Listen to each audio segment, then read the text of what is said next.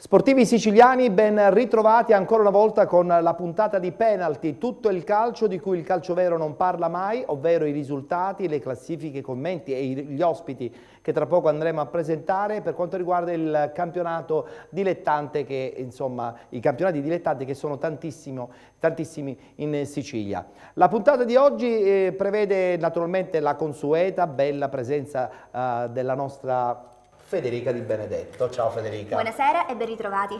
Anche se questi sono detti i giorni più freddi dell'inverno, tu sei assolutamente in veste estiva. Sì, ma qui dentro con questo calore si sta benissimo. Va benissimo. Non ha freddo invece in postazione il nostro Carmelo Puglisi, che salutiamo. Ciao Carmelo. Buonasera a te Ettore e buonasera a tutti i nostri telespettatori. E come sono andate? Sono andate bene le partite oppure sono state troppo calde? Nei campionati dilettantistici il calore non manca mai. Non manca mai. Il furore agonistico. Diciamo che sotto il profilo delle siciliane, specie in Serie D, è stata una domenica un pochettino agrodolce. Qualcuna sorride, qualcuna un po' meno, adesso vedremo.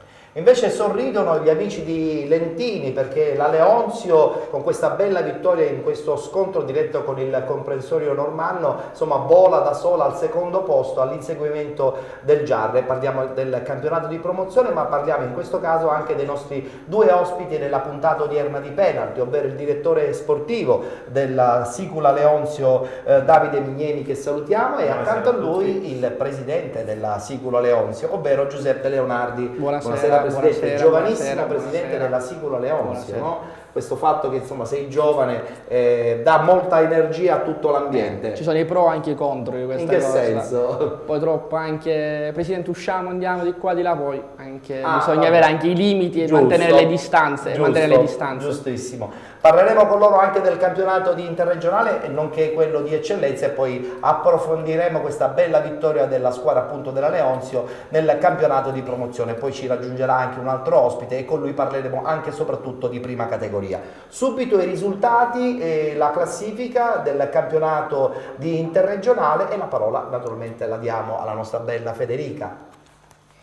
Battipagliese Agregas 3-2, Savoia Pomigliano 4-0, Orlandina Città di Messina 1-2, Ragusa Calcio Comprensorio Montalto 0-3, Interreggio Due Torri 1-0, Vibonese Licata 1-1, Noto Nuova Gioiese 2-0, Agropoli Rende 1-0, Cavese Torrecuso 0-0. Succede qualcosa che non ti aspetti in vetta in questa classifica del campionato di interregionale, pur giocando una grande partita l'Acragas cade a Battipaglia e nel frattempo il Savoia, vincendo, allunga ancora in classifica che comunque vediamo nel suo dettaglio. Savoia 53 punti, Agregas 47, Nuova Gioiese, Agropoli e Battipagliese 36 punti, Cavese 35, Torrecuso 34, Noto 32 punti, Comprensorio Montalto 29, Orlandina e Interreggio 28 punti, Pomigliano 25, Due Torri 21, Vibonese e Città di Messina 19 punti, Rende 15 punti, Licata chiude la classifica a 7 punti. Sottolineiamo che con questa sconfitta a tavolino il Ragusa abbandona ufficialmente il campionato di interregionale, appunto dopo la quarta rinuncia, e sottolineiamo anche il punto di penalizzazione da parte dell'Interreggio e dei 2 punti di penalizzazione anche del Licata. Diamo adesso lettura invece del tabellino del prossimo turno. Non si giocherà domenica prossima perché ci sarà un turno di riposo, mentre invece si ritornerà in campo domenica 9 febbraio 2014. Questi gli incontri: Savoia Agropoli, Licata Battipagliese, Acragas Cavese, Nuova Gioiese Comprensorio Montalto, Pomigliano Interreggio, Due Torri Noto, Torrecuso Orlandina, Rende Vibonese e riposa il Città di Messina. Allora, a questo punto parola anche al nostro Carmelo per il suo commento tecnico. Diciamo prima, avevamo anticipato già qualcosa, non è stata una bellissima domenica per le siciliane di Serie D. L'Acregas forse oggi lascia un pezzo di sogno di Lega Pro. A Battipaglia è stata una partita rocambolesca. L'Acregas di Pinoricoli vinceva 2-1 con il gol di Saraniti, ma la tripletta di uno strepitoso Manzo ha regalato i 3 punti alla Battipagliese. C'è tanto rammarico per come è andata la partita, ne ha approfittato il Savoia che ha travolto 4-0 nel derby della provincia di Napoli, nel derby del Vesuvio, ha travolto 4-0 il Pomigliano. Tra le siciliane sorride soprattutto il Noto che teoricamente, battendo la Nuova Gioiese, rimane in corsa anche per i playoff, un traguardo simbolico visto che anche a causa della riforma dei campionati i playoff serviranno a poco o a nulla. Nel derby messinese, nel derby fratricida di Capodorlando, il Città di Messina si riscatta rispetto alle ultime settimane in cui anche con tanta sfortuna ha lasciato tanti punti per strada, espugnando il merendino di Capodorlando per 2-1. Male anche il Due Torri che perde a Reggio Calabria con l'Interreggio, tra l'altro i reggini sprecano anche a un rigore. Insomma, non è un periodo felicissimo nemmeno per il Due Torri. C'è invece rammarico in casa Licata perché la formazione di Tarcisio Catanese, se il cambio societario, Ettore, fosse avvenuto prima, il Licata ancora avrebbe potuto dire la sua per la salvezza. Sono troppo pochi e oggi i gialloblu hanno sprecato un'altra occasione perché vincevano a Vibo Valenza, si sono fatti recuperare per una squadra dà l'impressione di essere una squadra molto viva. Ripeto, fosse avvenuto prima il cambio societario, questo Licata poteva dire la sua in chiave salvezza. Oggi non lo so. E allora a questo punto sentiamo anche un po' il parere dei nostri ospiti. Davide, questo Licata insomma è ultimo in classifica, 2 punti di penalizzazione, 7 punti sono veramente pochini per tentare di fare questo miracolo. Sì, chiaramente quando scorreva prima la classifica di primo acchitto viene un magone vedere squadre siciliane, le squadre siciliane che ci rappresentano in questo campionato messe nella parte bassa della classifica. Parlo di Licata, come può essere il per Città non parlare di Messina, del Ragusa che come tutti ben sanno insomma, ha del lasciato tutti anche un pochettino a bocca aperta perché non potevamo mai immaginare che il Ragusa si potesse trovare in una situazione di questo genere. Assolutamente, assolutamente sì. Spero comunque, togliendo i discorsi del Ragusa, a cui tutti noi auguriamo le fortune migliori dall'anno prossimo, speriamo che le altre almeno tengano testa e riescano a salvarsi. Parlo del Licata che è anche una situazione molto deficitaria. Il Noto è in una posizione abbastanza tranquilla. Il Noto è l'unica squadra che, avendo passato anche lei dei periodi non belli a livello societario, è riuscita ad essere compatta, a ricompattarsi e quindi a fare dei risultati abbastanza interessanti. Presidente, ma a questo punto questo duo di testa Acragas-Savoia vede in questo momento la squadra campana un po' leggermente favorita, ma io non credo che l'Acragas abbia già abdicato. Ma come organici parliamo di 2 grandi squadre attrezzate sicuramente, 2 squadre fatte per vincere questo campionato. Secondo me Pinorigoli potrebbe avere qualche chance in più, lo dico anche perché è siciliano come noi, ma anche il modo di giocare. Sono due gran belle squadre, se la giocheranno fino all'ultimo, anche se attualmente giustamente il Savoia insomma, comanda con qualche punto notevole di vantaggio. Sì. Vabbè, vedremo già dalle prossime settimane come andrà a finire questa bella avventura della squadra di Rigoli nelle zone altissime, stanno cercando di ritornare nel calcio che conta. Adesso a questo punto, prima di parlare del campionato di eccellenza, vogliamo ricordare un incontro che si è disputato proprio a metà di settimana, ovvero la finale del campionato di eccellenza, la finale di Coppa Italia del campionato di eccellenza. Vittoria della Sampio, Carmelo, erano molto determinati quando abbiamo avuto ospite Sergio Anfuso la scorsa settimana, quindi evidentemente l'energia era quella giusta per battere una squadra forte come quella del Marsala. Sì, tra l'altro sul campo neutro di Brolo è stata anche una bellissima partita, il Marsala è riuscito a pareggiare a pochi minuti dalla fine, solo ai calci di rigore poi la Sampio è riuscita ad imporsi. La settimana scorsa col direttore Anfuso c'era parso che comunque la Sampio punta soprattutto ormai sulla Coppa. Certo, e allora guardiamo questa clip riguardante appunto questa bella vittoria della Sampio ai calci di rigore contro un fortissimo Marsala, squadra che vince dunque la Coppa Italia di eccellenza, trofeo Provenzano. Arena il cross, cercare Banatteri è solo e il gol il gol di Panatteri, l'errore in marcatura di Maltesa che si è fatto superare dal pallone, e quando siamo al 38esimo del primo tempo la Sampio decimo sblocca il risultato con Panatteri. Erbini che scatta il portiere, non esce, Erbini che prova ad anticiparlo, Erbini viene steso dal portiere Vitale ed è calcio di rigore ed è forse cartellino giallo per il portiere Vitale. Parte Marcofina, il tiro e il gol! E il gol! E il gol! Il pareggio degli azzurri, 11esimo della serie ripresa, Marsala che riprende la partita, 1-1 per gli azzurri che meritatamente riprendono la gara. Riccobono di prima intenzione, scambiano Pasca e c'è un fallo forse di Riccobono e poi c'è il gol di quel giocatore, di quel grande giocatore che risponde al nome di Panatteri. Il cross teso di Fina in area ed è il gol! Il gol! Il gol degli azzurri! Il pareggio di Ciccio Pirrone! L'avevamo detto, bisogna crederci fino alla fine e al 92esimo gli azzurri trovano il gol di testa decisivo con Ciccio Pirrone. Parte Orefice, il tiro e il gol.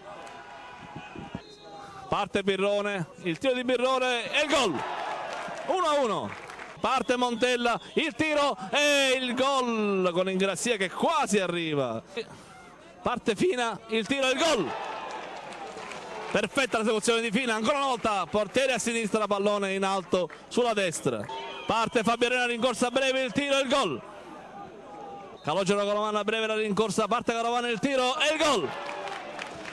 Da Vincenzo Riccobono. Al tiro, la rincorsa lunga dalle limite dell'area, Vincenzo Riccobono, il tiro, la parata di Marco Ingrassia, la parata di Marco Ingrassia che si tuffa sulla sua fascia. Parte Cancitano, il tiro e il gol! E il gol di Cancitano. Parte Roberta Pasca, Ingrassia c'è le palli, parte Roberta Pasca, il tiro e il gol. Dai Valerio, la rincorsa, il tiro di Valerio, la parata!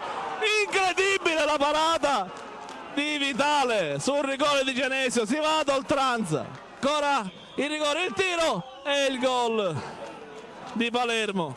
La rincorsa di Erbini, il tiro e il gol di Mario Erbini. Carmelo Scalia, la rincorsa, il tiro e il gol di Scalia. Siamo al settimo del rigore, la rincorsa di Nino De Vita, il tiro, la parata di Federico Vitale è finita. La Sampio dopo 120 minuti straordinari e dopo 7 calci di rigore vince la Coppa Italia regionale. Memoria Gianfranco Provenzano.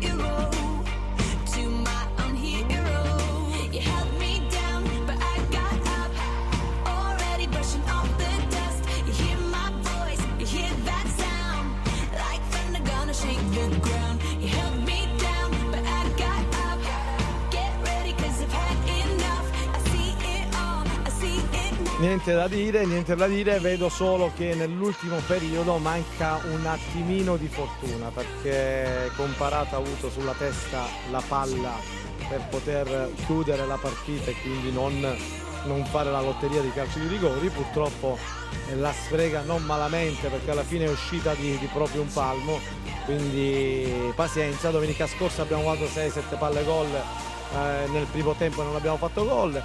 C'è qualcosina a livello di fortuna che ci sta girando male. Comunque io sono sempre fiducioso, abbiamo visto oggi un grande Marsala, una grande partita. Loro avevano i nomi di categoria che per acquistarli ci vuole un pochino di soldi. Noi avevamo una squadra bella compatta, robusta, ordinata, e quindi io sono contento del nostro Marsala e spero tanto che possiamo risalire un attimino ancora alla classifica del campionato d'eccellenza, perché ormai la Coppa è andata e ci dobbiamo assolutamente concentrare per domenica.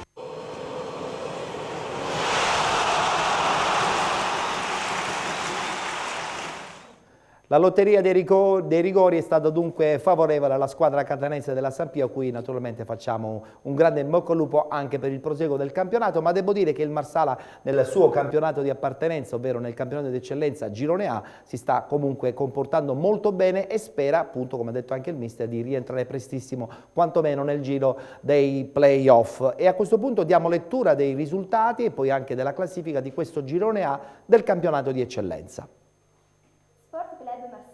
Alcamo 1-1, Raffadali Atletico Campofranco 2-3, San Giovanni Gemini Folgore Selinunte 2-1, Riviera Marmi Camarat 3-0, Mazzara Leonfortese 1-0, Serra di Falco Parmonval 1-2, San Sebastiano Rocca di Caprileone 0-3, Profavara San Cataldese 1-0.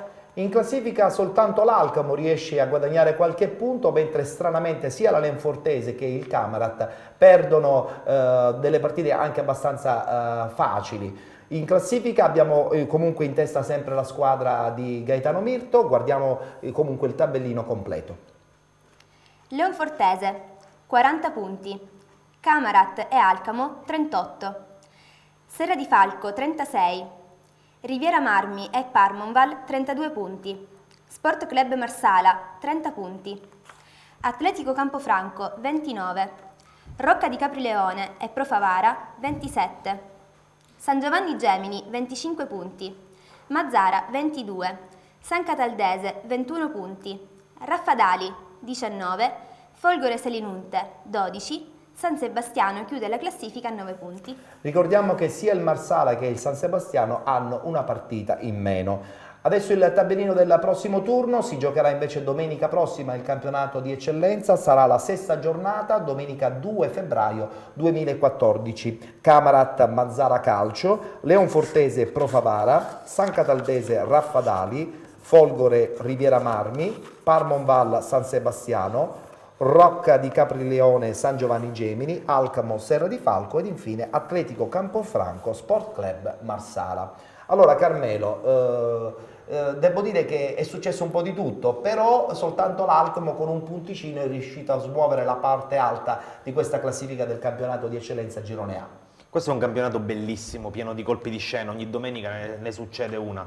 Io vorrei ripartire proprio dal Marsala, perché il Marsala manca un po' per la stanchezza, per la gara infrasettimanale, certo, a cui chiaramente le squadre dilettantistiche non sono abituate, quindi questa stanchezza si fa sentire. Ma paradossalmente il Marsala potrebbe ancora tornare in gioco anche per il primo posto, perché è vero che distanza 10 punti dalla Leonfortese, ma deve ancora recuperare la gara col San Sebastiano, che è fanalino di coda. In un campionato così incerto, dove ogni settimana le squadre di testa si tolgono punti anche a vicenda, paradossalmente fino al Marsala la lotta per il primo posto è aperta. Oggi hanno avuto ad esempio dell'incredibile la sconfitta del Serra di Falco con il Parmonval, assolutamente imprevedibile, lo stesso gran colpo del Riviera Marmi Custonaci, forse ancora più rivelazione rispetto al Parmonval che travolge 3-0 il Camarat. Insomma è un campionato interessante. In tutto questo marasma la Leonfortese di Gaetano Mirto si tiene stretto il primato, anche se la sconfitta di Mazzara fa suonare qualche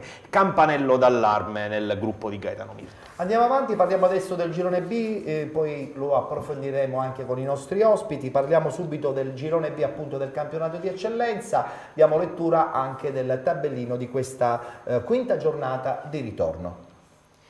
Mazzarrà, Acireale 1946 0-1, Gimnica Scordia Catania San Pio X 0-0, Rometta Igea Virtus 3-0, Football Club Acireale Modica Calcio 2-1, Città di Rosolini San Gregorio 3-0, Mister Bianco Sporting Via Grande 2-2, Città di Vittoria Taormina 0-0, Sporting Club Siracusa, Tiger 0-0. Finisce in parità lo scontro tra il Siracusa e la Tiger, forse questo poteva essere il momento giusto per cercare di recuperare punti per la squadra di Strano, ma tutto ciò non è avvenuto perché la Tiger ha portato via da Siracusa un punto pesantissimo, mentre invece continua la marcia continua, determinata della Ciriale, dell'FC Aciriale, che vincendo accorcia ancora di più la classifica che guardiamo insieme alla nostra Federica. Tiger 45 punti, Football Club Cireale 43, Igea Virtus 37, Taormina 34 punti, Sport Club Siracusa e San Pio X 33 punti, Modica 32, Mister Bianco 31, Gimnica Scordia 28 punti, Città di Vittoria 26, Sporting Via Grande 25, San Gregorio e Città di Rosolini 17 punti, Rometta 16, Acireale 15, Mazzarrà chiude la classifica a 9 punti. Ricordiamo che la Ciriale, il Modica e il Vittoria hanno un punto di penalizzazione. E adesso il tabellino anche per quanto riguarda il prossimo turno, come ho già anticipato, la sesta giornata di ritorno. Questi gli incontri: Modica Città di Rosolini, Sporting Via Grande Città di Vittoria, Taormina Ciriale FC, San Gregorio Gimnica Scordia, Catania San Pio X Mazzarrà, Tiger Mister Bianco, Aciriale 1946 Rometta ed infine si chiuderà con Igea Virtus Sport Club Siracusa. Sono anche curioso di sentire i nostri ospiti, però prima il commento tecnico di Carmelo, che sicuramente punterà i riflettori anche su questa mancata occasione del Siracusa di accorciare la sua classifica verso la testa. A questo punto, più che sul big match del De Simone, con questo 0-0 tutto sommato prevedibile, il Siracusa ha provato a fare qualcosina nella ripresa, ma alla fine in queste partite così importanti poi spesso lo 0-0 è il risultato più naturale. Invece i riflettori li dobbiamo tornare ad accendere sul Football Club Acireale di mister Salvoricca, che oggi ha vinto, seppur soffrendo come era nella logica delle cose, tra anche alcune recriminazioni da parte del Modica, ha battuto la formazione Iblea e adesso ha soli 2 punti dalla vetta. E nel prossimo turno, se andiamo a vedere anche il prossimo turno, la Tiger avrà un impegno delicatissimo in casa contro il Mister Bianco, che lontano dalle mura amiche ha dimostrato che i punti li sa fare, mentre sempre lontano dalle mura amiche il Football Club Acireale va a Taormina ad affrontare al Bagigalupo un Taormina che ha perso un po' di smalto rispetto a qualche settimana fa, quindi assolutamente giochi per il primo posto apertissimi. E mentre magari si parla soprattutto di Tiger, di Siracusa, di San Pio X, il Football Club Aciriale senza grosse pressioni sta riuscendo ancora a lottare fino all'ultimo per il primo posto. Bisogna a questo punto parlare anche dell'altra squadra di Acireale, il 1946 di Gianfranco Criniti, che oggi ottiene un successo pesantissimo a Mazzarrà Sant'Andrea. Anche qui vale il discorso che facevamo poco fa per il Licata. La società si fosse organizzata un po' prima, si poteva pensare addirittura di evitare i play-out che tuttavia insomma sono nettamente alla portata degli acesi, che hanno un tiro di schioppo. Il Rometta, che è in caduta libera, oggi non ha neanche completato la gara, non ha neanche completato il derby con l'Igea Virtus, e né Rosolini né San Gregorio sembrano poter tenere il passo della Cireale in questa fase. Sentiamo un po' i nostri ospiti. Allora iniziamo con il presidente. Tiger FC Aciriale, un duello che già dalle prime giornate insomma faceva intendere che questo sarebbe stato un girone molto difficile, e l'FC Aciriale ha sorpreso un po' tutti perché non erano questi i piani iniziali insomma della società, quelli insomma di disputare un buon campionato, ma forse ritrovandosi adesso nelle zone alte l'appetito viene mangiando. Ma conoscendo il direttore Santopalma credo che non partiva così come ci aspettavamo un po' tutti. Da premettere che la Ciriale è un signor attacco, ha perso Carbonaro a dicembre, ha un Nicolosi oggi, che... Mi scusi Presidente, parentesi, oggi un Nicolosi straordinario, come da sempre, quello che raccontano le cronache. Come sempre, credo tra i giocatori più forti che ci siano ad oggi in eccellenza, e questo ragazzo perché non fa la Serie D me lo sto chiedendo, ragazzo veramente forte. E ribadisco, l'attacco della Ciriale con la perdita di Carbonaro ha perso qualcosina, ma sempre Mister Ricca ha una bella difesa, un bel portiere, il direttore Palma ha lavorato bene, ha una squadra ben organizzata, una gran bella squadra. Certo, La Tiger ha sempre qualcosina in più, sono convinto che vincerà il campionato la Tiger perché ha un'ossatura diversa di squadra, di organizzazione. Ma rimarrà comunque sempre un grande campionato. Sì, ma io dell'FCE la Ciriale, sorpresa insieme alla Ciriale direi anche il Taormina stesso. Sì, anche se all'inizio un po' Una grande è stato ricca molto di più giovani, determinato. ricca di giovani molto interessanti che corrono tutti. Ho Ho visto capito. una partita e mi hanno impressionato tantissimo. Davide, invece per quanto riguarda questo Sampio, forse potrebbe magari pensare di essere già pagato con la vittoria di Coppa e quindi puntare eventualmente al passaggio di categoria vincendo la Coppa Italia? No, non credo proprio, nel senso che comunque hanno sia l'ossatura societaria che una struttura tecnica molto importante, per cui credo che possano benissimo cercare di andare avanti in Coppa e a questo punto cercare di andare più avanti possibile. C'è sempre il nei discorso dei playoff comunque. Certo, anche perché il piazzamento lì ha una valenza determinante, Certo. ti fa giocare in casa e quindi è molto importante anche per loro raggiungere un piazzamento quanto migliore possibile. Benissimo, allora chiaramente vedremo quello che succederà nelle prossime settimane. Salutiamo il nostro Carmelo, con lui abbiamo parlato del campionato di interregionale e dei 2 gironi bellissimi di quest'anno dell'eccellenza e rimandiamo con lui l'appuntamento naturalmente alla prossima settimana. Buona settimana a tutti i nostri telespettatori, a domenica prossima. Bene, e i nostri ospiti rimangono qui perché tra poco parleremo di promozione, però la parola la diamo a Federica per il lancio ufficiale della prima pubblicità all'interno della nostra trasmissione. Sì, Ettore, un brevissimo stacco pubblicitario. Rimanete con Penalty.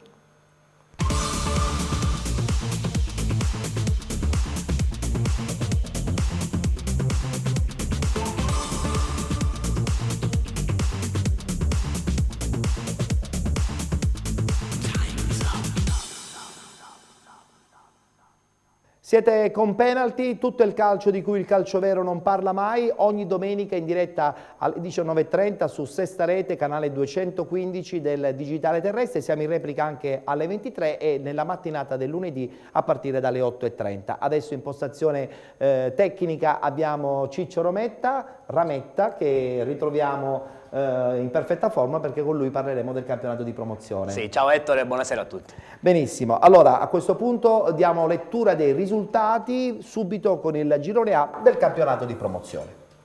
Cus Palermo, Dattilo 2-0. Fulgatore, Delfini Vergine Maria 1-0. Città di Carini, Favignana 0-2. Castellammare Strasatti 4-1. Montemaggiore, Paceco 0-1. Ligni Trapani, Real Calcio 7-0. Cefalù Salemi 2-1.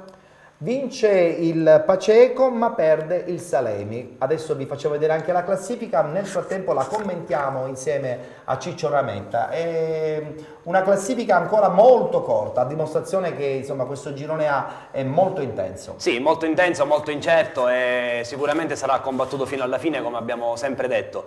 Allora, concentriamoci sulle prime 5. Il Paceco ha approfittato del passo falso del Salemi ed ha fatto un controsorpasso rispetto a settimana scorsa. Direi che però la squadra del turno è il Cefalù. Il Cefalù ha vinto 2-1 contro il Salemi sabato e ha agganciato il Dattilo che anch'esso è stato sconfitto e adesso è in piena corsa per il primato, per cui possiamo dire tranquillamente 4 squadre in corsa per il primato con il Monreale che oggi riposava, che comunque a -7 può ancora crederci. Un breve cenno in coda, importante vittoria del Fulgatore di misura e quindi spera ancora in una salvezza senza passare dai play-out. Ecco, rimaniamo con la schermata della classifica perché al presente volevo dire questo Paceco comunque è dall'inizio della stagione che insomma mi sembra molto determinato, anche se c'è il Cefalù in crescita, credo che potrebbe effettivamente essere lui la squadra che vince questo girone A del campionato di promozione. Io col direttore riflettivo anche a parte che il Paceco può essere, lo incontriamo anche in Coppa perché è una delle squadre agli ottavi che sta partecipando alla Sì. Coppa e guardando la classifica noi nell'altro girone abbiamo 40 punti, è un'anomalia tra virgolette, o il girone A è un girone molto più equilibrato del nostro, Sì, che noi abbiamo anche 40 punti e siamo secondi, Siete secondi, loro a 5 punti sono primi. è una cosa, infatti col direttore parlavo di questa cosa qui. Come vedi tu Davide questa classifica del girone A? Chiaramente è un bel campionato e fa bene questo a calcio. credo che comunque il Salemi potrà dire la sua, perché ha un'ottima squadra. Bene, passiamo adesso al girone B, subito i risultati di questa quinta giornata di ritorno. Anche qui insomma è successo un po' di tutto. Guardiamo i risultati insieme a Federica. Ciappazzi, Atletico Villafranca 2-0. Sporting Taormina Castelbuono 2-2. Mamertina Città di Milazzo 1-1. Torre Grotta Fiume Freddese 4-1. Pistunina Ghibellina 2-1. Riviera Messina Nord Randazzo 0-4. Castelbuonese Sant'Angiolese 2-1. Allora, da notare come lo Sporting Taormina pareggio col Castelbuone, la Castelbuonese invece vincendo in casa la raggiunge al primo posto. Guardiamo la classifica e la commentiamo insieme a Ciccio Rametta. Effettivamente è una cosa molto molto curiosa. Allora, se nel girone A abbiamo avuto il sorpasso, nel girone B abbiamo avuto l'aggancio. Quindi lo Sporting Taormina sabato è stato fermato veramente a sorpresa in casa per 2-2 dal Castelbuono, e ne ha approfittato la Castelbuonese vincendo di misura sulla Sant'Angiolese, che tra l'altro è quarta, quindi è una vittoria importante. Anche il Milazzo si è fermato, quindi le squadre di testa hanno faticato un po' tutte. Vorrei porre l'attenzione su due squadre in particolare, Pistunina e Torre Grotta. Pistunina si è portata con ben 7 punti di vantaggio sulla quinta, quindi ipotecata la posizione playoff, 6 punti scusatemi, mentre il Torre Grotta, vincendo in casa per 4-1 contro la Fiume Freddese, ha riaperto un po' i giochi in zona playout, portandosi almeno uno dalla salvezza diretta. In coda invece Ghibellina e Atletico Villafranca procedono a braccetto, una sola si salverà. Ecco, da notare, e questo fatto lo commentiamo anche con i nostri ospiti, che il Città di Milazzo 37 punti, secondo in classifica, però con una partita in meno, quindi vuol dire che insomma il Milazzo, credo che abbia anche una storicità, può aspirare quantomeno di arrivare sicuramente nei playoff, ma chissà anche di agganciare la vetta. Davide. La storia calcistica di Milazzo non la scopriamo certo oggi, è una squadra che comunque ha nella sua fisionomia di storia calcistica di fare dei campionati sempre al vertice. Sono sicuro che anche quest'anno potrà dire la sua, si potrà inserire in questo duo di testa. Presidente, a Lentini c'è soltanto una squadra, a Taormina invece ce ne sono parecchie, no? Eccellenza, promozione. Tra l'altro entrambe insomma, posizionate bene in classifica. Questo cosa fa pensare? Che forse più squadre ci sono, forse più entusiasmo, quindi a Lentini forse spera che magari arrivi una seconda squadra? No, noi oggi l'anno scorso l'esperienza di Belpasso, c'era Belpasso e Belpassese.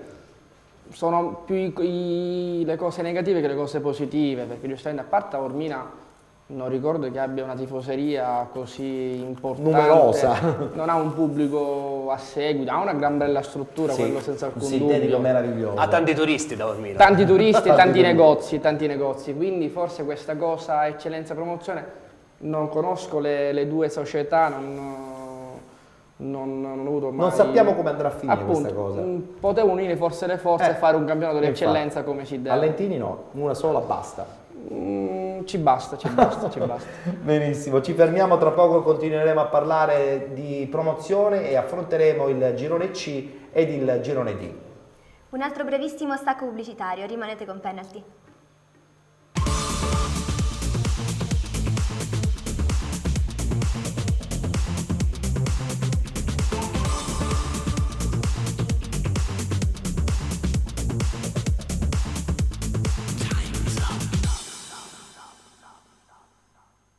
Siete ancora con Penalty, adesso il girone C del campionato di promozione, così finalmente avremo modo anche di parlare di questa Sicula Leonzio che sta andando fortissima e all'inseguimento di un Giarre che oggi ha zoppicato perché ha pareggiato. Guardiamo subito i risultati e poi commenteremo anche la classifica con Ciccio Rametta. Sporting Battiati, Atletico Pedara 1-1. Agira Nissoria, Aci San Filippo 2-1. Sicula Leonzio, Comprensorio Normanno 1-0.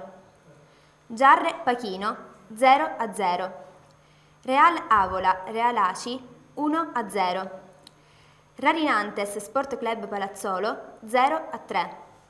Atletico Catania, Sporting Priolo 2-4. Ecco, come potete ben notare, insomma, la vittoria della Leonzio ha accorciato la classifica. Adesso sono soltanto 5 punti di distacco nei confronti di un Giarre che, seppur pareggiando, insomma, ha una certa tranquillità, perché insomma 5 punti non è che sono pochi. Guardiamo la classifica insieme a Ciccio Rametta e la commentiamo. Beh, Ettore, purtroppo stavolta non sono d'accordo con te. Il Giarre ha pareggiato ed è il terzo pareggio su 5 giornate di ritorno, per cui a questo punto io considero il campionato riaperto. Ora ne parleremo con i nostri ospiti, perché la vittoria di oggi della Sicula Leonzio è importantissima e mette tanta pressione addosso al Giarre.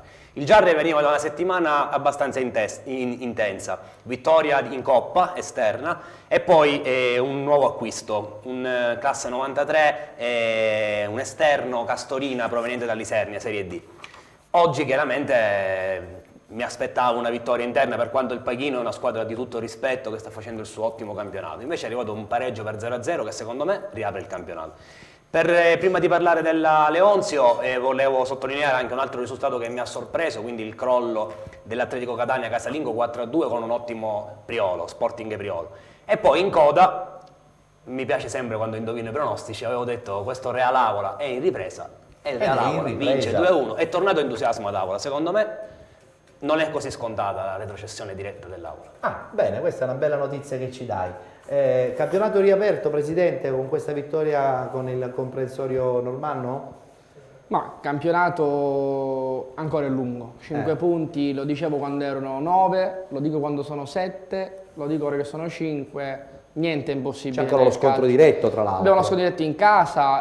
Tra quante giornate, Presidente?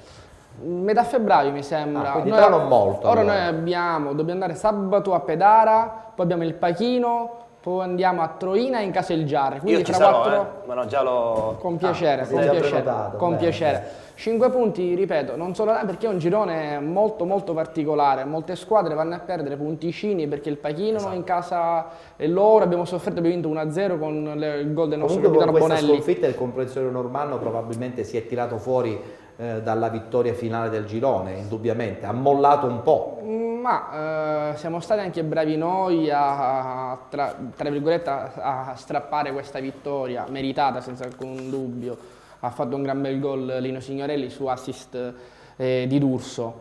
Una vittoria importantissima e che dà fiducia a noi, ma soprattutto al pubblico di Lentini, che un pochettino era un po' scottato e ancora tuttora scontato dalle vecchie gestioni. Un po' approssimative, devo dire, le vecchie gestioni, che hanno portato la Leonzio anche purtroppo in caduta libera. nei tempi storici della C1 a passare alla promozione non è facile. Succede. Il calcio è anche questo. Bisogna avere anche comunque l'umiltà poi per ricominciare. Devo dire che il vostro progetto è sicuramente molto interessante. Davide, ma a questo punto insomma il comprensorio normale si è tirato fuori. Il Battiati è sempre una mina vagante nelle zone alte della classifica, perché credo che comunque la squadra di Luca sia attrezzata quantomeno per disturbare, ma il Giarre, come diceva Ciccio, viene anche da 3 pareggi su 5 partite. Potrebbe essere forse il momento in cui sta un po' tirando il fiato e poi tentare la volata finale? Potrebbe sicuramente anche essere. Chiaramente stanno andando fortissimo, quindi qualche battuta d'arresto ci può anche stare, sta anche nella normalità delle cose.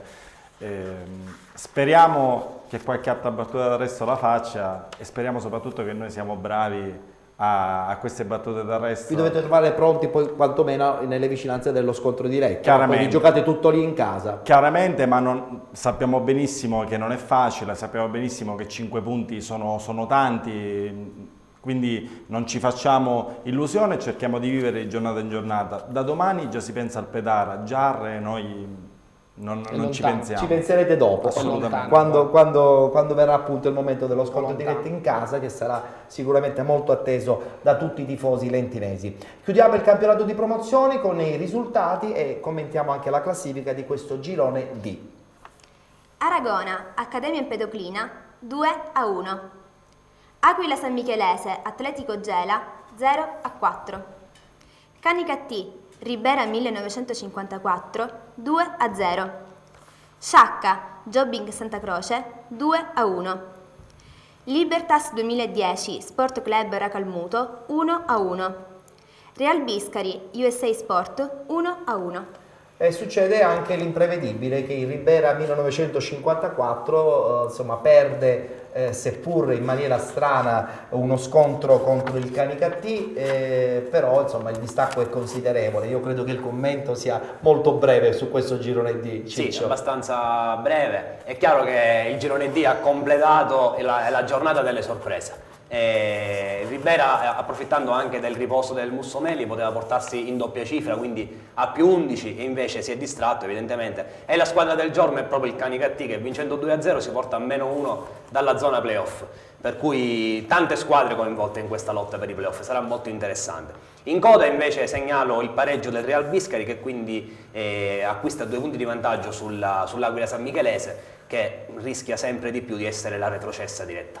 Da notare in questo girone anche l'esclusione dello Scicli, no? Dimostrazione che anche lo Scicli ha avuto grandissimi problemi. Davide?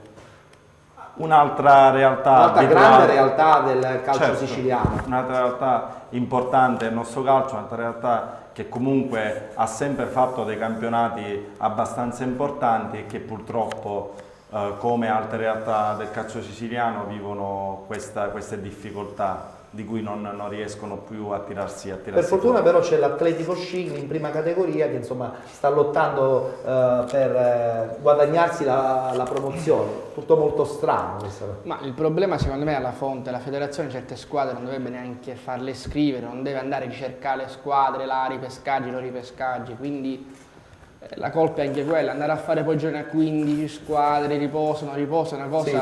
per noi, perché ora non abbiamo visto tutte le classifiche, poi dobbiamo pensare chi deve riposare, chi non deve riposare, il nostro girone stesso tu devi capire chi c'è l'asterisco e non c'è l'asterisco, quindi i conti devi fare con molta attenzione. È un conto forfettario, è un conto forfettario, noi ancora dobbiamo riposare, il Gia deve riposare, il Battiati deve riposare, le squadre che sono nel nostro girone devono riposare quasi tutte. Però è sempre come un punto, tu guardi la classifica, però aspetta, quella riposata.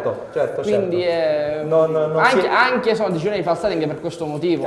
Ormai le squadre di promozione hanno la figura del ragioniere in squadra. Sì, è vero, ci vuole un super segretario, un super che tiene sta attento a tutto, aggiornato occhio a quello, occhio a quello. tutto. Purtroppo è un deficit, per quest'anno è un deficit. Va benissimo, abbiamo chiuso la parentesi dedicata al campionato di promozione e quindi a questo punto congediamo anche i nostri ospiti. Allora, la battuta finale insomma la facciamo in maniera chiara e diretta. Dove vuole arrivare questo gruppo, questa Leonzio, questa sicula Leonzio, no? Perché poi c'è anche il fatto che il nome è giusto darlo in maniera chiara, non è la Leonzio 1904, ma è la sicula Leonzio. Purtroppo quando siamo andati in federazione a fare il passaggio della Real Belpassese a Leonzio, purtroppo la Leonzio 1909 è scomparsa, 1909, non 1904. è scomparsa come Ragusa, ci sono circa 300-400 mila euro di debiti, quindi quella matricola purtroppo... Quindi si è persa la storicità. Infatti i tifosi mi chiedevano... Potevate saldarli però.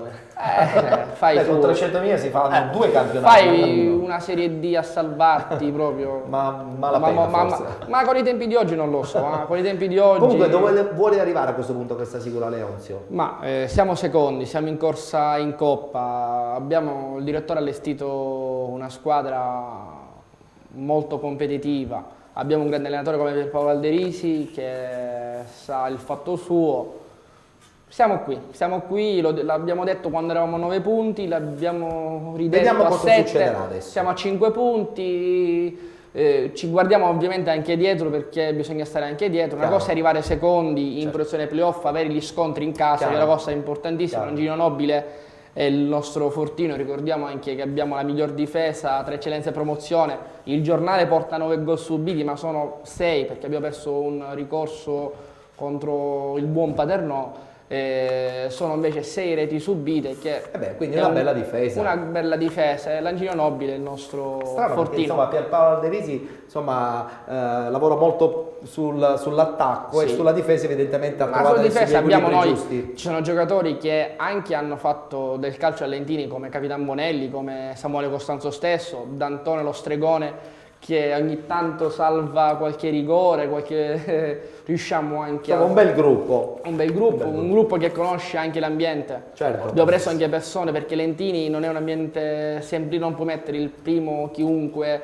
perché andare a giocare con 200-300 tifosi non è facilissimo. Certo, non è facilissimo. indubbiamente. Bene, allora vi auguriamo il buon lavoro. La battuta finale però la facciamo con Davide, che da quest'anno ha intrapreso anche questa figura del direttore sportivo, che è abbastanza impegnativo, perché bisogna organizzare bene la squadra per poi dopo non trovarsi male. Voi per esempio avete fatto qualche acquisto in maniera molto leggera nel mercato di riparazione, però il buono l'avevate fatto indubbiamente ad agosto. Ma noi siamo stati, diciamo, oculati, nel senso che comunque siamo partiti a giugno che avevamo 0 giocatori rosa. Chiaramente, essendo una società nuova, dovevamo rifare tutto da capo. E quindi ci siamo seduti in una conferenza stampa lì a Lentini, dove la prima cosa che abbiamo detto è: per noi questo è l'anno zero, dobbiamo iniziare a rifare un po' tutto, e quindi ci siamo messi con la massima umiltà a lavorare, e l'abbiamo fatto in un modo certosino. Poi devono essere gli addetti ai lavori a giudicare il nostro lavoro. Chiaramente lo stiamo facendo con un impegno e con una bontà, soprattutto grazie anche ad uno staff tecnico, con il mister e dei ragazzi straordinari che si mettono a disposizione in ogni allenamento. E speriamo a questo punto di raccogliere sempre con la massima umiltà e sempre con i piedi per terra dei risultati importanti. Speriamo di riuscirci. Visto Ciccio come parla già da direttore Mi piace, sportivo, mi piace. parla veramente ad hoc. Bene, allora buon lavoro e insomma che le cose vadano nel miglior modo possibile in una piazza importante come Lentini. Speriamo, Ok? speriamo. Allora salutiamo il presidente Giuseppe Leonardi e Davide Mievi, direttore sportivo, neo direttore sportivo della Sigola Leonzio. Grazie, Arrivederci. grazie. E salutiamo anche Ciccio Rametta, che insomma rivedremo la prossima settimana, e con lui si continuerà a parlare di questo ingarbugliato mondo del campionato di promozione. Sì, ciao Ettore e buona serata a tutti. Perfetto, adesso noi diamo spazio a Federica per il lancio della pubblicità, ma molti si saranno chiesti che fine ha fatto Giulia Bonaccorsi. Giulia è a casa a letto malata, quindi la Sì, salutiamo. salutiamo Giulia ovviamente e speriamo Una pronta in guarigione. Vabbè, la febbre passa presto. Pubblicità. Rimanete con Penalty.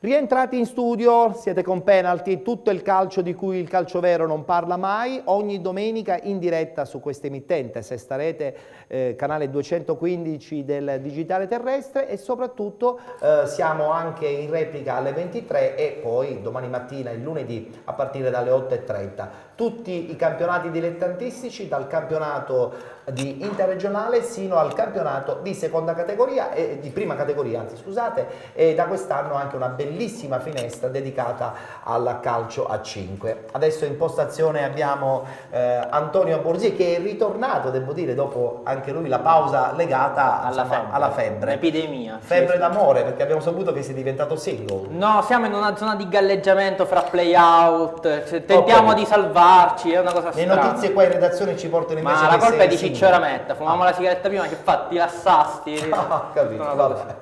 Bene, succede di tutto Federica, a dimostrazione beh. che la redazione è veramente una grandissima famiglia qui a Penalty. Abbiamo un nuovo ospite, un ospite che in questo momento, in questa domenica, è al primo posto in prima categoria. Parliamo del Città di Valverde e parliamo soprattutto con il direttore sportivo Anthony Vella. Ciao Anthony.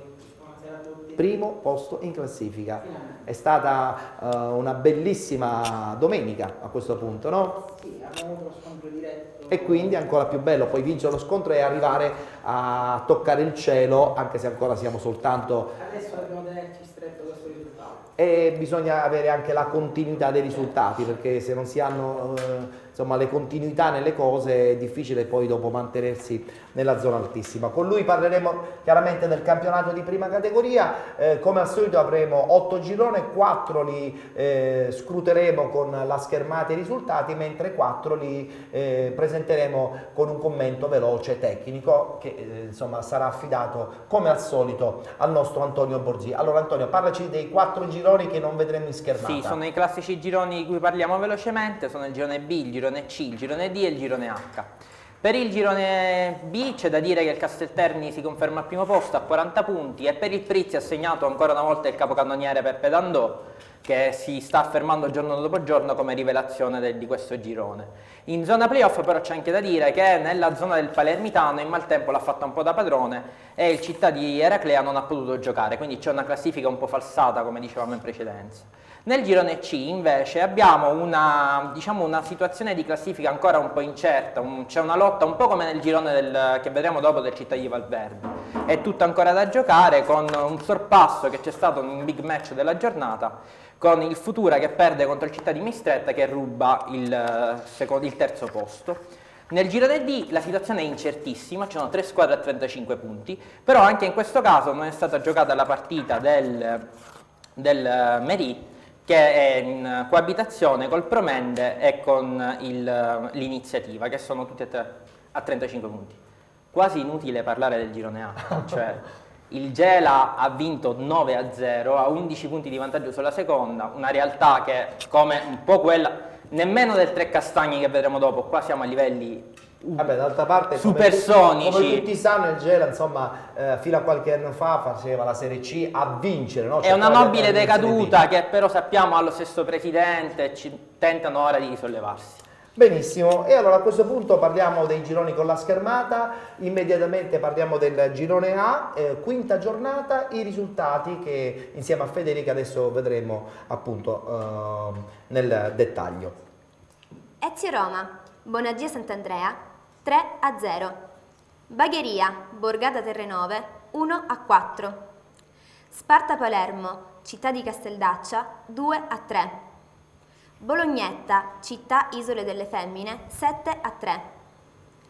Partinica Audace, Don Orione 1-0. Iatina Pro Monreale, Equipe Comprensorio Palermo 2-1. Ricordiamo che ha riposato il Campobello e soprattutto che il Lampedusa è stato escluso dopo la quarta rinuncia. In classifica abbiamo il Borgata Terenove al primo posto, può già partire la schermata, la commentiamo insieme ad Antonio Borzì, ricordando tra l'altro che il Partinica Audace è lì comunque al secondo posto, seppur vincendo e seppur ancora lontano volendo, no? Ma se non viene fermato questo Borgata Terrenove è inutile parlare, cioè dall'inizio del campionato che è sempre al primo posto, si conferma a 41 punti, un lungo vantaggio, 8 punti di vantaggio sulla seconda. Ma in questo girone è molto interessante notare che quella classica zona di galleggiamento fra play-out e play-off alla fine è una zona che permette alle squadre di fare o un balzo in avanti o di essere risucchiate.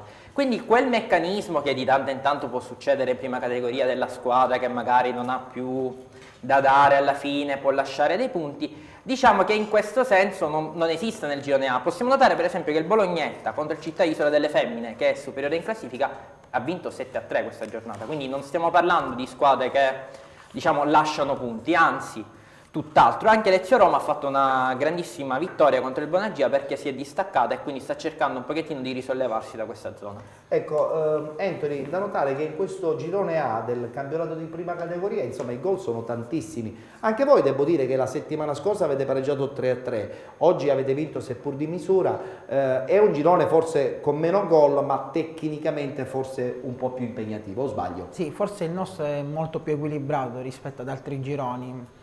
Anche rispetto al girone E dove il Trecastagni sta facendo da padrona. Certo, il vostro è una lotta, ogni giornata è lotta. È bello quando c'è questa... ma è stressante per un direttore sportivo, per noi è bello, per lui. Ma i campionati sono belli così, danno più vivacità a chi poi li segue in prima persona. Bene, dopo il girone A passiamo adesso al girone I e appunto parleremo anche del Trecastagni e guardiamo i risultati insieme a Federica. Sporting Club Giardini, Aci Buonaccorsi 2-0. Trecastagni, Città di Acicatena 1-0. Lineri Mister Bianco, Desport Gaggi 1-2. Real Santa Venerina, Messina Sud 1-0. Aci Sant'Antonio Milo 1-1. Ionica Football Club Robur 3-0. Calatabbiano Russo Sebastiano 0-1. Certo che potevamo immaginare tutto, ma che insomma il Calatabbiano perdesse in casa contro la Russo, insomma ci ha sorpreso. Nulla da togliere chiaramente anche alla squadra della Russo Sebastiano, però insomma il Calatabbiano doveva assolutamente fare risultato per cercare di stare alle spalle, seppur in maniera Diciamo lontana, che potevano del sperare Trecastagni. sul passo falso del Trecastagni, lo abbiamo avuti ospiti qualche settimana Sì. fa, dicevano nel Trecastagni in realtà non possiamo combattere contro questa realtà, però siamo lì, aspettiamo un passo falso del Trecastagni. Con questa sconfitta diciamo che depongono le armi in un certo senso, 7 punti di vantaggio per una realtà come quella del Trecastagni, diciamo che è un bel vantaggio. Da notare però che questa giornata c'è stato uno scontro in zona playoff fra l'ACI Sant'Antonio e il Milo, finito in più classico dei pareggi, del non facciamoci male. Anche in questo caso però potremmo essere risucchiati nella zona playoff, perché il Deport Gaggi, che è l'ultima squadra dei playout, che è il Deport Gaggi a 21 punti, potrebbe in questo senso agganciare Robur, Ionica e Aci Bonaccorsi, un trio che non può sentirsi tranquillo. E questo Milo ci sta sorprendendo, ma l'ACI Sant'Antonio è lì, però troppo distaccato per cercare di agganciarsi al treno del primo posto. Sì, devo dire che il Milo è la vera sorpresa di questo campionato, di questo girone. E la Sant'Antonio è la delusione, secondo me, di questo girone. È strano perché è insomma, una l'ACI squadra Sant'Antonio attrezzata per molto vincere, attrezzata, e stenta. Allenatore, dirigenti di Calarsi categoria superiore. calarsi nella categoria non è sempre facile, magari squadre costruite di categoria hanno più risultati. Quindi tu sei dell'idea che forse è meglio prendere Gente di giocatori categoria. che già conoscono. Sì, ritornando, aggaggiandoci all'eccellenza, l'FC Cereale ha una squadra di categoria, la Sempio no, e i risultati li stanno vedendo. È vero, è vero, è vero.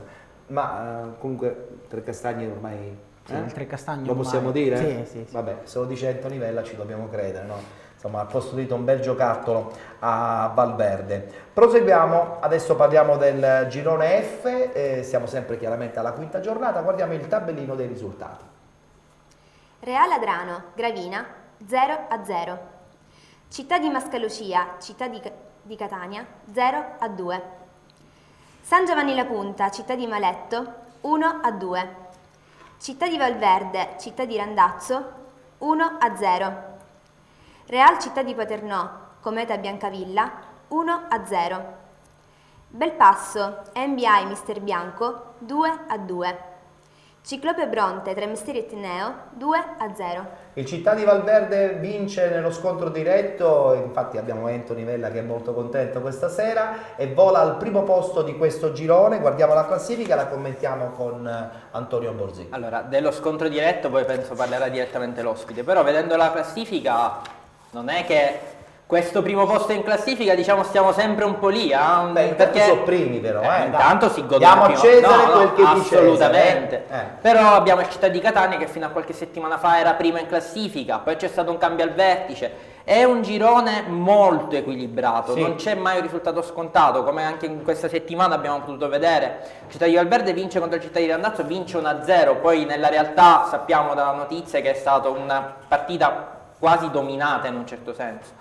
Ma possiamo notare anche che ci sono dei risultati, per esempio in zona playout hanno perso tutte quante le squadre questa giornata, ma non sempre succede questo. Andare a giocare nel campo del Tre Mestieri non significa vittoria, in questo senso. Chiaro. Sono squadre molto attrezzate e sono squadre abituate a fare la categoria. Questa è la differenza rispetto ad altri gironi dove magari c'è un Trecastagni che è sceso, quindi si afferma in modo molto forte. In questo caso abbiamo tutte squadre abituate a fare la prima categoria e questo conta molto, soprattutto alla fine di questo girone vedremo dei Mi piace il tuo commento, è molto, molto intelligente, complimenti Antonio. Però Anthony, giustamente Antonio Borzì dice in vetta ci sono 3 grosse realtà, ma prima o poi qualcuno dovrà vincerlo questo girone. Voi in questo momento siete al primo posto, ma chi temete di più tra Randazzo e Catania?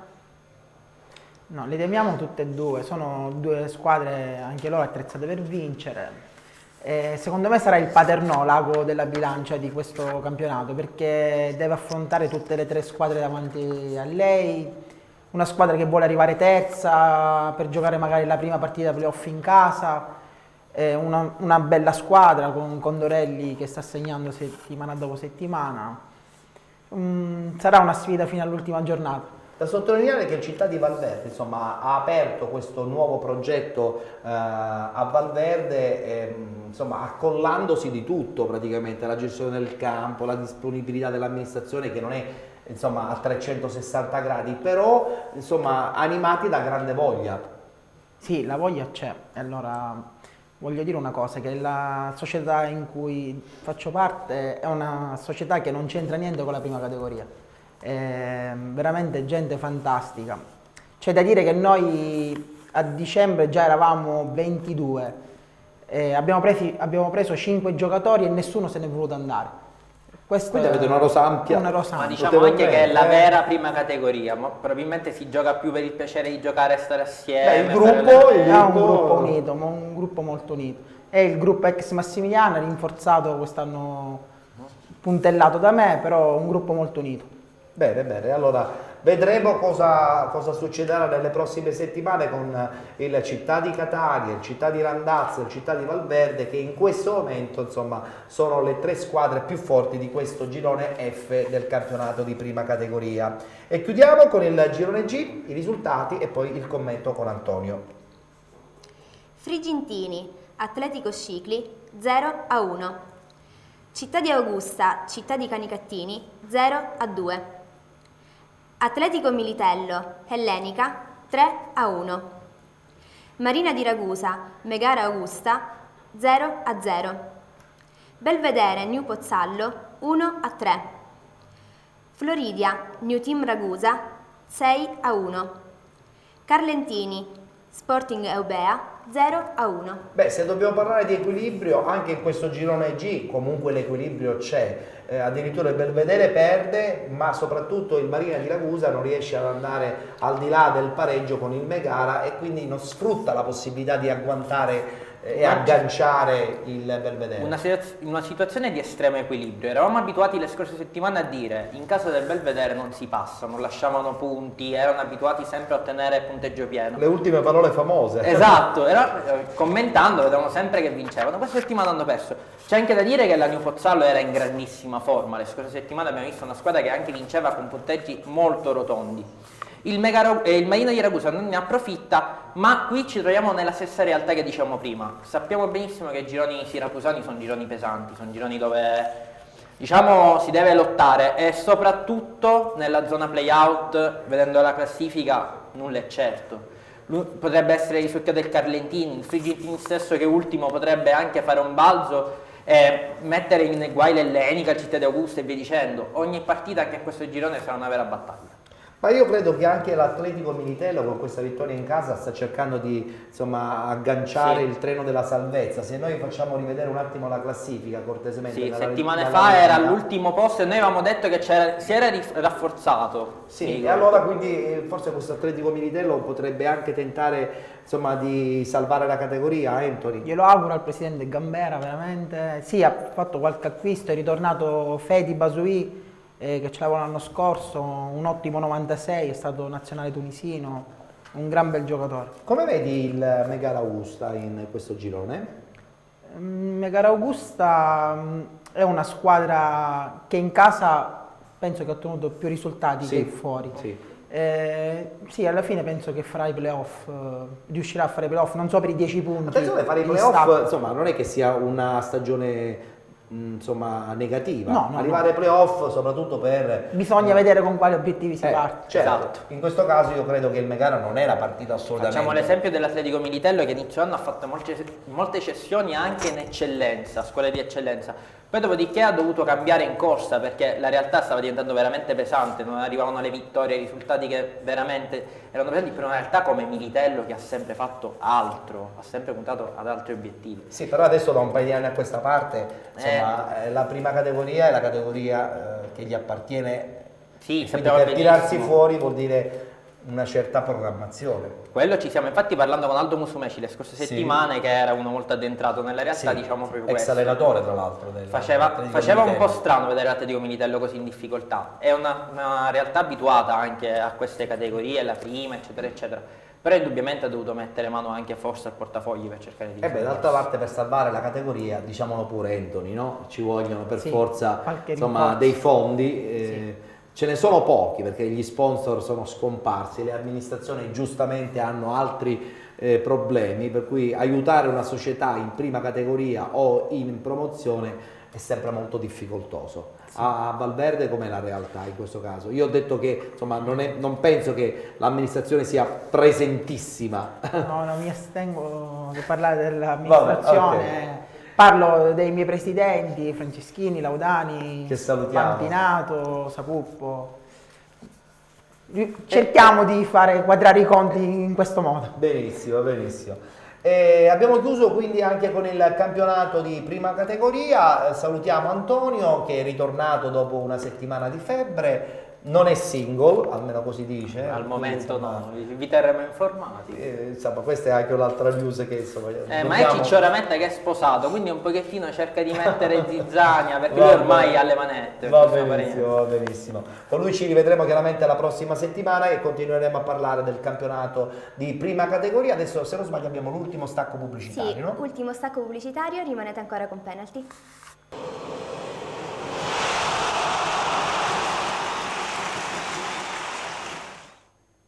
Ultima parte della nostra trasmissione, naturalmente ricordiamo che questa è Penalty, ogni domenica in diretta alle 19:30, parliamo del calcio dilettantistico, però in chiusura come sempre la finestra graditissima dedicata al futsal, ovvero al calcio a 5. Quando parliamo di calcio a 5 parliamo chiaramente del nostro commentatore ufficiale, il nostro tecnico per l'occasione, Alessio Patti. Ciao Alessio. Grazie Ettore, ciao e buonasera a tutti. Ben ritrovato anche a te. Allora, subito i risultati, perché come tutti ben sanno noi seguiamo il campionato di Serie C1, che è il campionato quello più vicino a noi perché è composto solo ed esclusivamente da squadre siciliane. I risultati di questa 20ª giornata. A Rosolini, Arcobaleno Ispica, Mabonat 7-2. A Palermo, Azzurri Futsal Palermo, Ennese 8-1. A Leonforte, Città di Leonforte, Progela 2-3. A Regalbuto, Dilettantistica Regalbuto, Nizza Futsal 1-1. A Librino, Futsal Catania, M&M Futsal Club 4-9.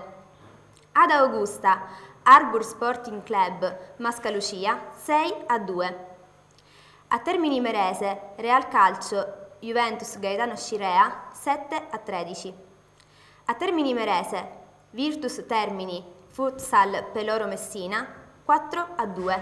In classifica da notare come la squadra di Augusta continua ad essere leader indiscussa di questo girone C1 di calcio a 5. Guardiamo il tabellino completo e poi dopo lo commenteremo insieme ad Alessio. Arbor Sporting Club 45 punti. Arcobaleno Ispica 44. Nissa Futsal 42. Azzurri Futsal Palermo 40 punti. Progela ed M&M Futsal 39 punti. Dilettantistica Regalbuto 32. Juventus Gaetano Scirea 31. Città di Leonforte 29. Mascalucia 26 punti. Ennese 22. Futsal Peloro Messina 21 punti. Mabonat 20. Virtus Termini 12 punti. Real Calcio 8. Futsal Catania chiude la classifica a 6 punti.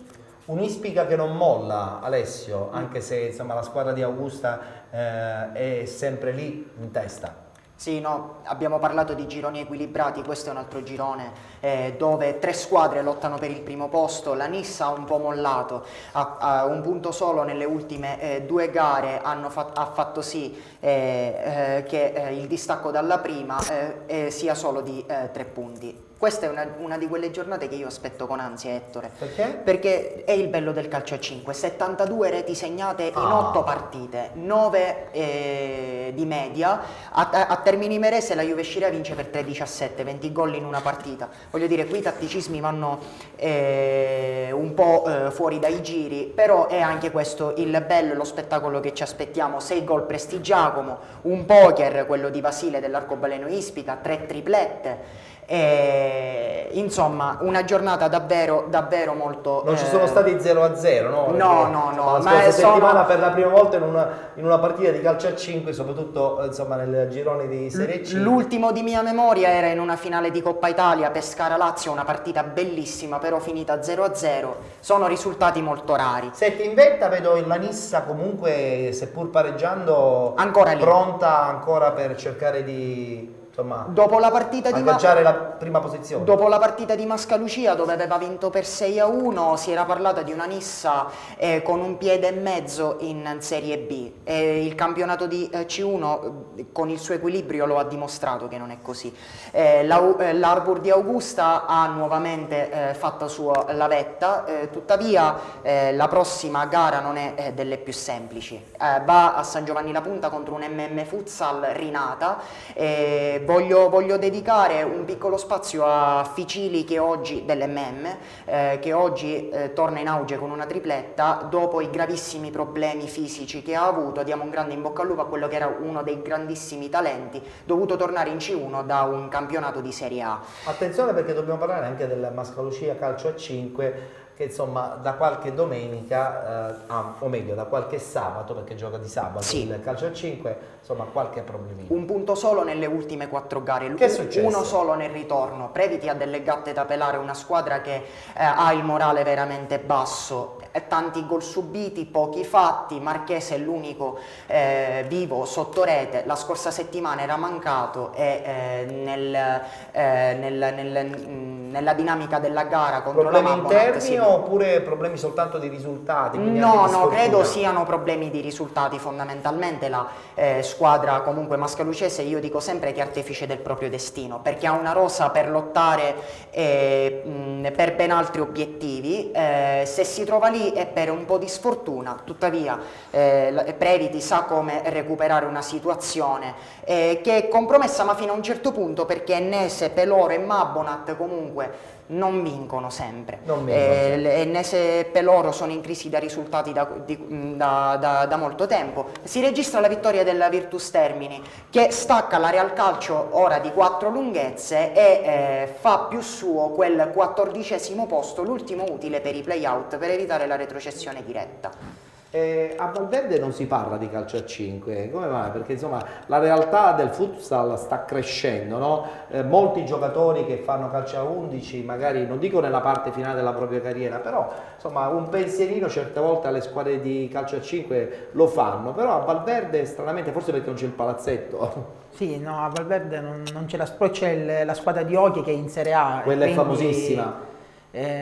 Sì, ma vi dividete il campo con... No, loro hanno il campo di erba sintetica, hanno una struttura propria. Ettore, però scusatemi se vi interrompo, sì, c'è una piccola realtà di Valverde, il città di Valverde di mister Maricchiolo è preparatissimo, che quest'anno disputa il suo primo campionato di Serie C2. Sì, che l'abbiamo scritto noi la squadra, se non mi sbaglio, non vorrei dire questo non lo so, ma dove giocano? In Serie C2. Sì, ma in quale struttura? È al Polivalente di San Giovanni La Punta. Ho capito. Beh, quindi non a Valverde, però sta lottando per evitare la retrocessione diretta, perché è stata una squadra che comunque si è iscritta in extremis, però con giocatori come Salvo Arena, come Massimo Catania, oltre 300 gol con la maglia del Mascalucia, sta cercando di mantenere però bisogna la programmare, come sta facendo molto bene Città di Valverde in prima categoria. Dobbiamo salutare un amico comune, Benny. Sì, salutiamo Benny Cascio, di pronta guarigione. Ha avuto un problema grave, ma adesso sta meglio. Un abbraccione forte a Benny Cascio, che insomma si rimetta al più presto, nome abbastanza conosciuto nell'ambiente del calcio dilettantistico siciliano. Siamo quasi in chiusura, gli obiettivi li abbiamo detti, quali sono quelli del Città di Valverde. Sono lì, sperano di arrivare più in alto possibile. Hanno credo una bella squadra, perché i nomi anche voi ce li avete, non ce l'ha soltanto il Città di Catania o il Città di Randazzo, Certo, Miceli, Viglianisi, Vadalà, nomi importanti per Oliveri, Davide Oliveri, Darigo che viene da San Gregorio. Voglio dire, non non è che avete fatto una squadra per salvare la categoria. No, abbiamo fatto la squadra per vincere la categoria. Benissimo, ok. Evitando i playoff. Evitando i playoff, e sarà anche molto dura, però credo che la determinazione sia poi uno dei fattori più importanti per andare avanti. Complimenti alla vostra società che ha insomma organizzato tutto questo già prima che iniziano i campionati, perché le squadre si preparano ad agosto, No. o meglio anche a luglio, A maggio. addirittura ancora a maggio ci sono certe volte anche i playoff e i playout, certe volte, no? Sì, quest'anno abbiamo programmato fine maggio, abbiamo preso giocatori, nomino uno tipo Giuseppe Viglianisi che era ambito da tante squadre, Sì. tra eccellenza e promozione, quindi arrivare a questi giocatori... Come si convince un giocatore insomma, a giocare con voi in prima categoria? Attenzione perché i giocatori insomma, hanno soltanto un rimborso spese, mica c'hanno Sì, i hanno un contratti, rimborso spese. Mostrando un progetto, la serietà, ripeto, io ho la fortuna di lavorare con una società forte, società che ne trovi poche in queste categorie. È vero, è vero, è vero. Allora noi ti auguriamo chiaramente il buon lavoro, sperando che insomma tutto il meglio di questa stagione possa far parte dei vostri progetti. Buon lavoro anche naturalmente a tutti i dirigenti che si sono ancora una volta scommessi in una piazza insomma, che aveva anche fame di calcio. Sì, certo. Valverde, noi siamo andati a Valverde perché non c'era squadra, perché il titolo del Valverde di Garozzo è andato a Sant'Antonio, quindi Sì. erano senza calcio. E quindi Ne abbiamo approfittato. sarebbe ideale che anche l'amministrazione insomma, fosse vicina. Buon lavoro e in bocca al lupo ad Anthony Vella, direttore sportivo del Città di Valverde. Grazie Anthony. Allora, a questo punto dobbiamo congedarci, intanto salutiamo il nostro commentatore tecnico ufficiale della nostra trasmissione, quando si parla di calcio a 5, insomma lui è super preparato, Alessio Sono Patti. contento di essere utile alla causa, Ettore. Io auguro una buona settimana ai nostri telespettatori con l'augurio di rivederli e sperare che siano dietro davanti ai teleschermi e seguirci. E soprattutto quando si parla di calcio a 5, perché nessuno parla di calcio a 5, insomma noi invece quest'anno con questa bella finestra in chiusura della nostra trasmissione credo che insomma accontentiamo tantissimi sportivi siciliani. Salutiamo Giulia Bonaccorsi che oggi doveva essere qui nella seconda parte della trasmissione ma è a casa malata, la vogliamo salutare? Ciao Giulia, rimettiti prestissimo. Vabbè, lei è stata molto brava, ti ha sostituito benissimo. Sì, La sì, nostra- contenti di Federica, Sì. io, Ciccio e Antonio non ci lamentiamo assolutamente. Non essere cattivo con Giulia. No, no, assolutamente, Vabbè. sempre io contento di entrare. Ok, perfetto. Salutiamo dunque Federica e Una con buona- lei l'appuntamento alla prossima settimana. Certo.